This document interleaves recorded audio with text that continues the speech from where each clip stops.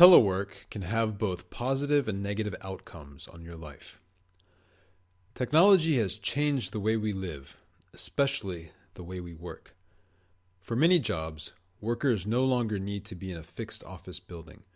People can telework, which means they can work from home or any place where they can access the necessary technology. A 2015 Gallup survey found that 37% of Americans worked from home. In 1995, that number was only 9%. It is easy to think that this freedom to work whenever or wherever is good for workers and for families.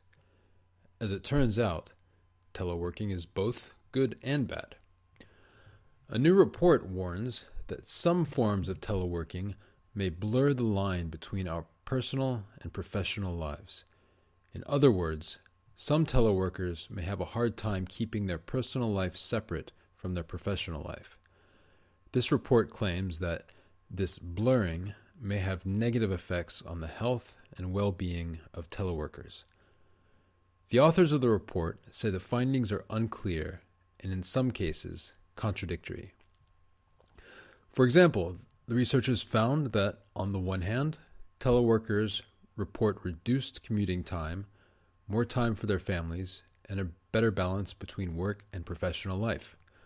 On the other hand, they also report an increase in working hours, a blurring of the boundaries between paid work and personal work, and a more work-life interference.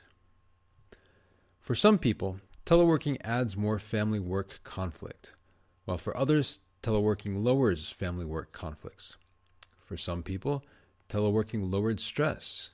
For others, it led to higher levels of stress and other health problems such as sleep disorders. Among the positive outcomes, there's less commuting time, which leads to more flexibility, which leads to a better overall work-life balance and higher productivity. There are also disadvantages. For example, these workers tend to work longer.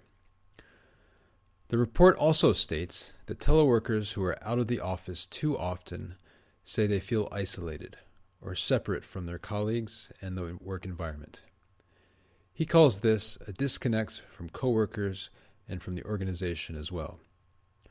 Always working outside the office seems to be more negative, and one of the downsides is this isolation, this disconnect from coworkers and of course from the organization as well.